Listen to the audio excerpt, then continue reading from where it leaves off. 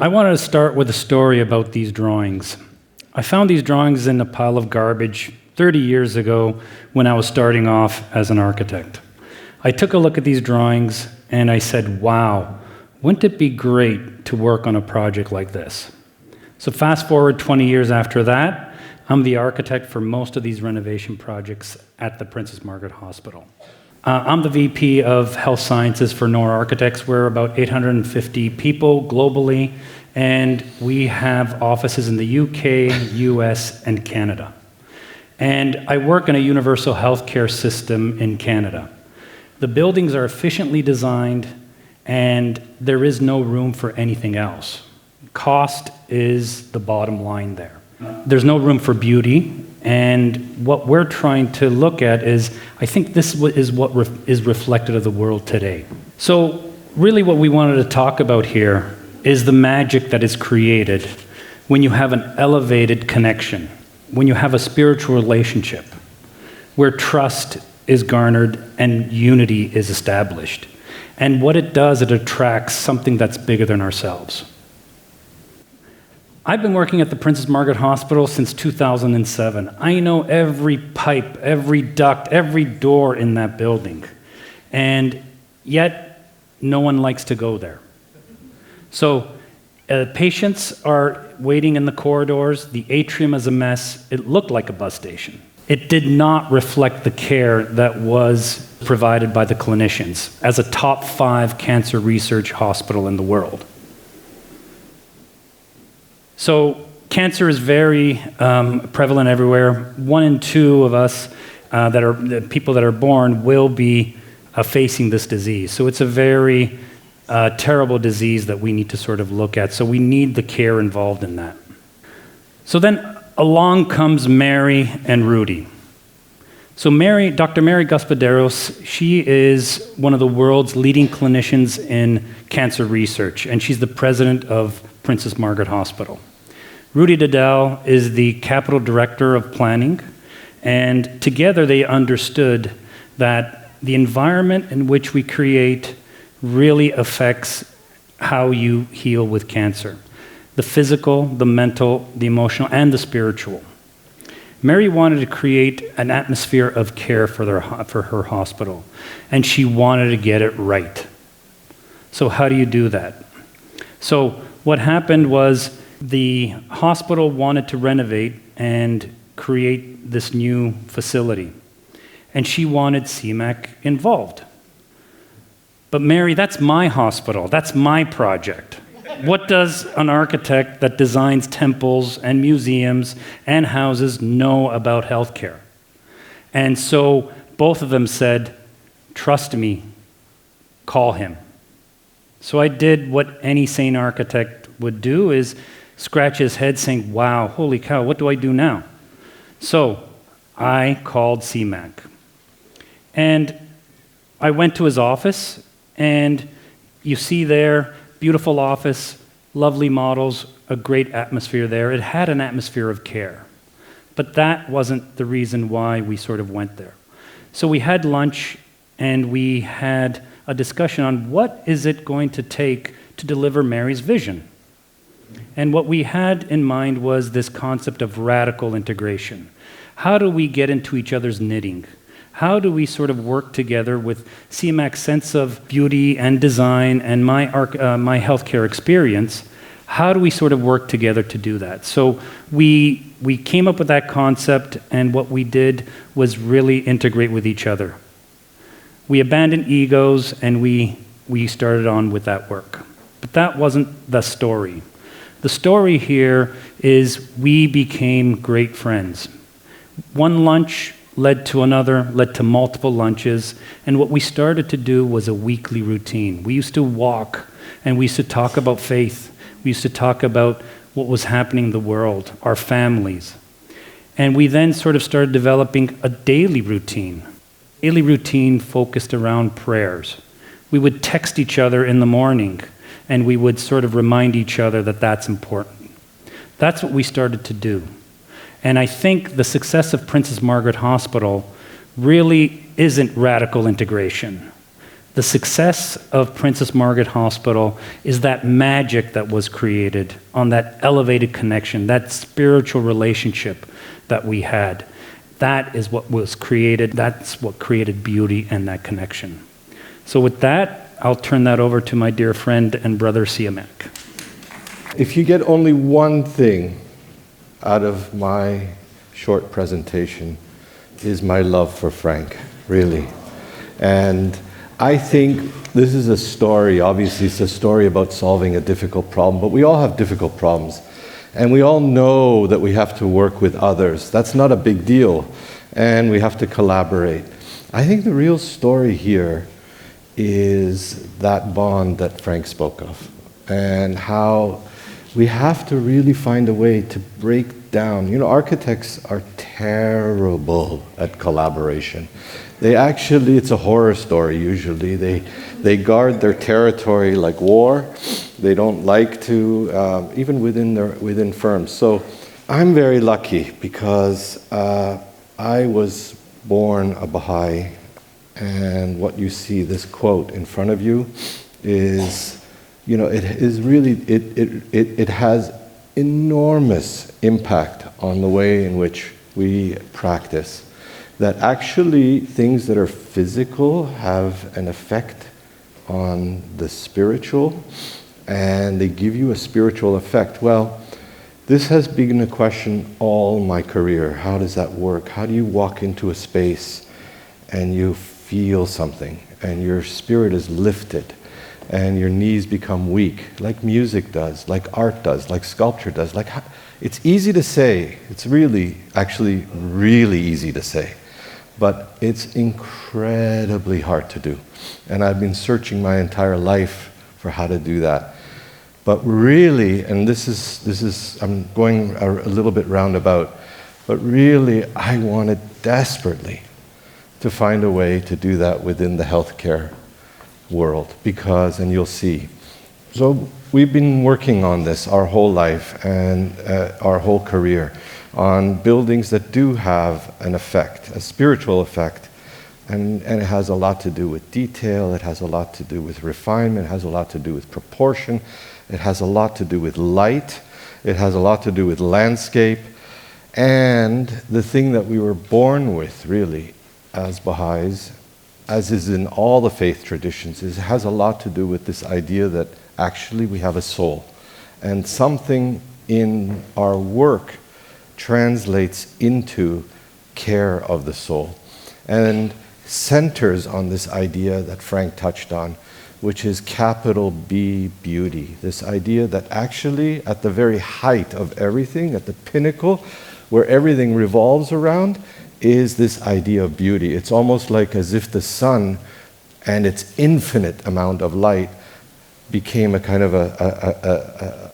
supplier of this infinite beauty, this infinite grace, and that our job is somehow to pick up on this in no matter what discipline. So this idea that how can we find a way in our work demonstrate this, and I'm only showing you this work because I want to show you that for us, this idea of care, this idea of really worrying about the little things, texture, light, refinement, proportion, and how the firm grew around this kind of entire culture about worrying about how things were built and manifested, and this idea of how they would last with time, and how they would not engage in kind of crazy stylistic expression, but rather try for the durable and go for the long run. And sometimes, like this project for the inventor of the BlackBerry in our country, they became really incredible opportunities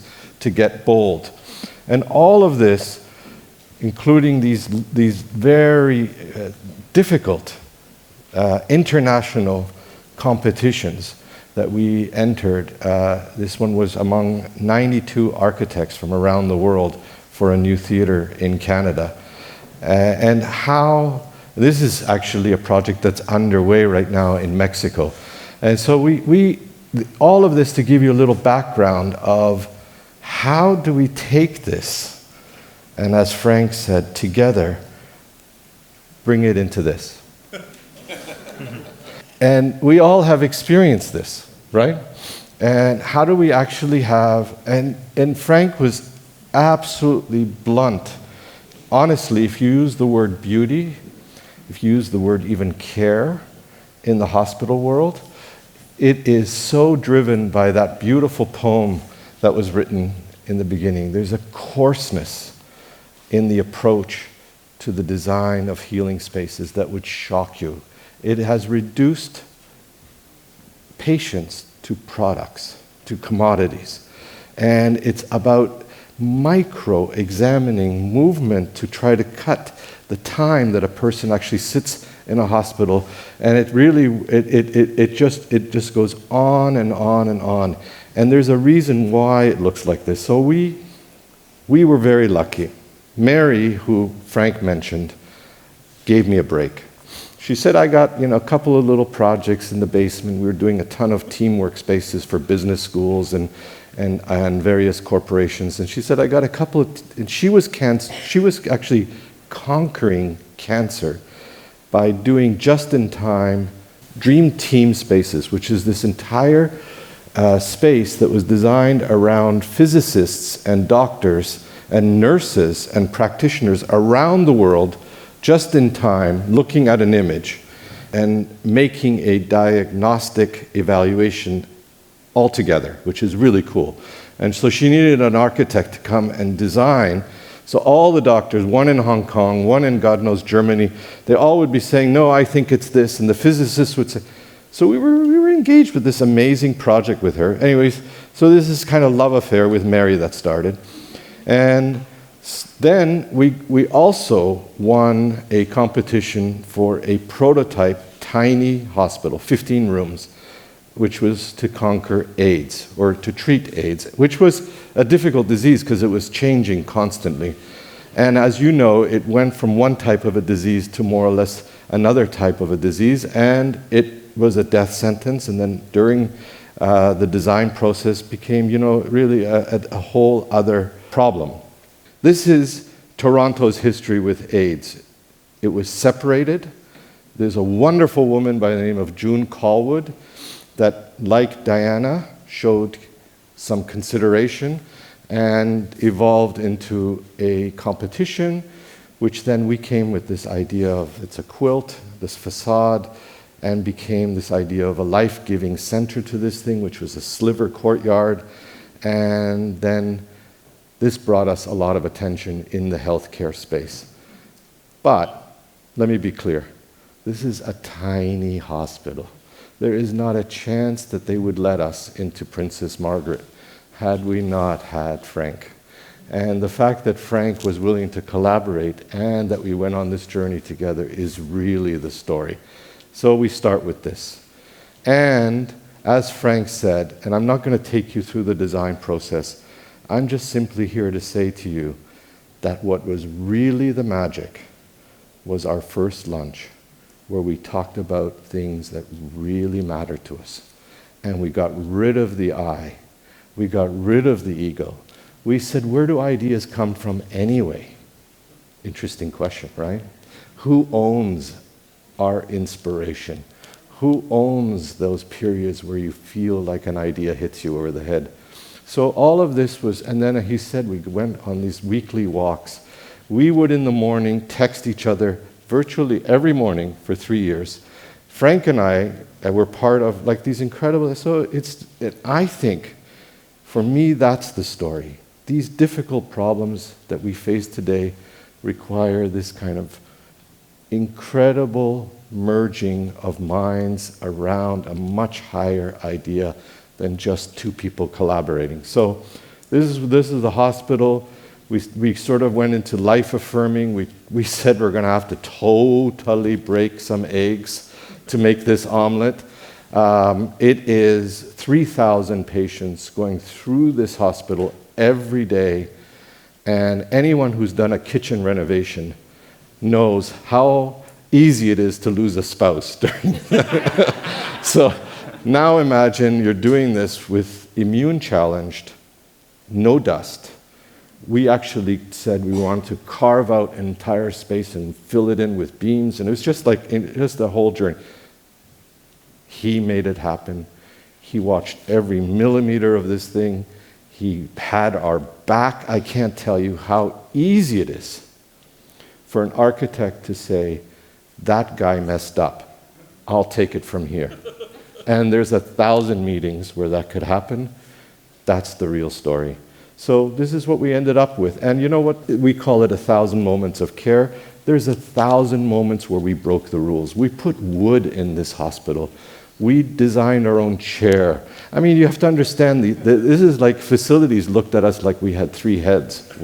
And so to get through this process was pretty cool. And I'm just running through this quickly, but what was really cool, this is the Toronto Symphony Orchestra decided to do a musical performance in the space when we finished.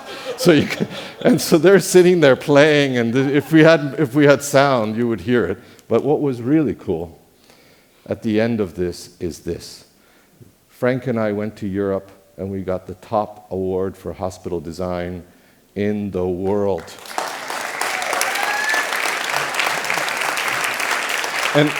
And honestly, neither of us thought we would win. And they finally, at the end, they said, I think you guys should come to London and attend this ceremony. So that was fun.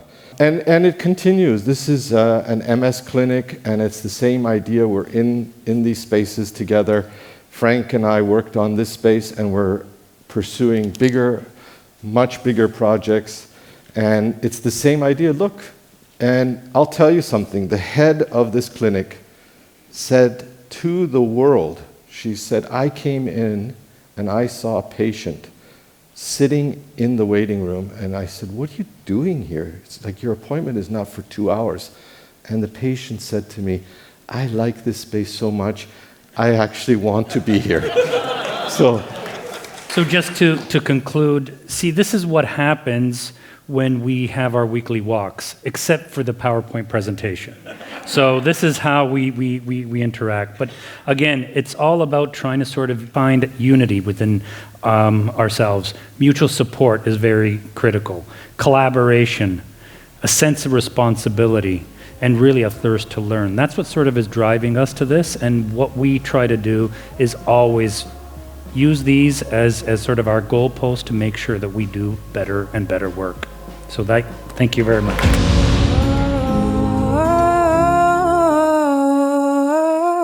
Think of sharing what you know.